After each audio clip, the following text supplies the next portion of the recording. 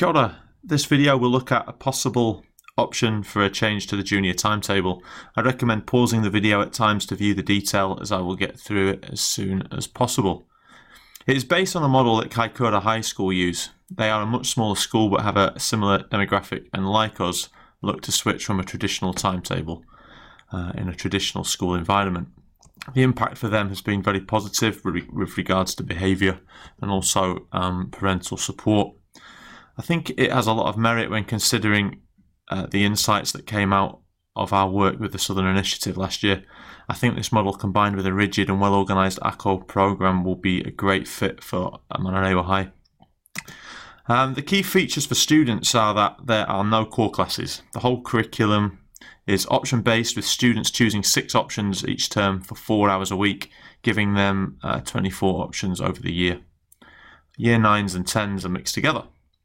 To ensure the curriculum is covered, there are some restrictions, which you can see on the bullet points here. Over the year, there are a certain number of subjects that must be taken. Outside of that, though, there is free choice. The key features for the teachers are that teachers get to deliver courses that they are passionate about to kids who have chosen to be there. This largely isn't the case in the junior school at MH at the moment. Also, if you really want, you can still offer options that deliver the content you teach already. Just rebadge it slightly. You wouldn't deliver English, Maths or HPE, but instead more niche-based courses, so Indigenous poetry, Maths in ancient times or invasion games. At Kaikoura, they have created really imaginative course names to hook students in. It has to be said, though, that because courses are option-based, if a course is not chosen by students, it may not get to run in the future. A real advantage, though, is because students get to specialise, the knock-on effects in the senior school could be massive. Take student A, who loves science and has been doing mainly scientific-based subjects for 2 years in years 9 and 10, and learning all the relevant concepts, vocabulary, etc. By the time NCA comes around, student A will be in a much better position to achieve well. This could occur in any subject, from music to dance, social studies to technology. The advantage we have over Kaikoura is our size, which would enable us to offer a much larger range of subjects. In turn, this means we could in time develop really interesting multi-line courses for students to take. For example, student B has taken this range of subjects during one option block.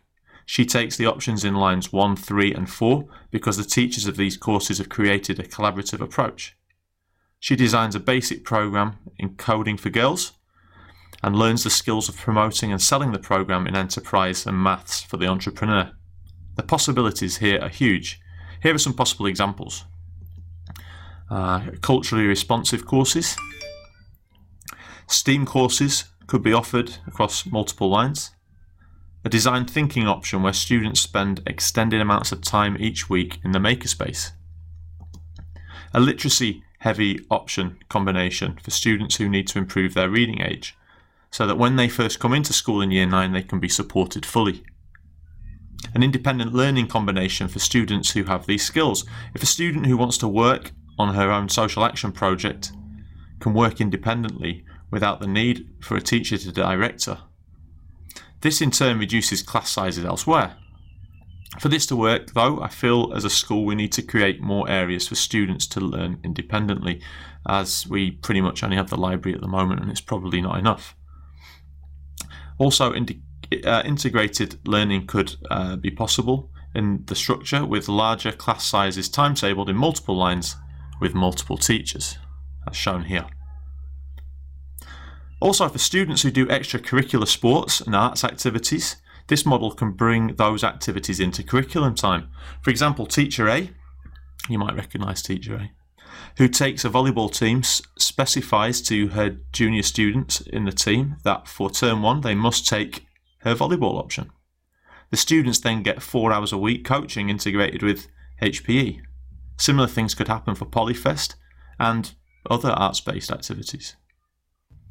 Finally, the other advantage to this model is that it can change over time.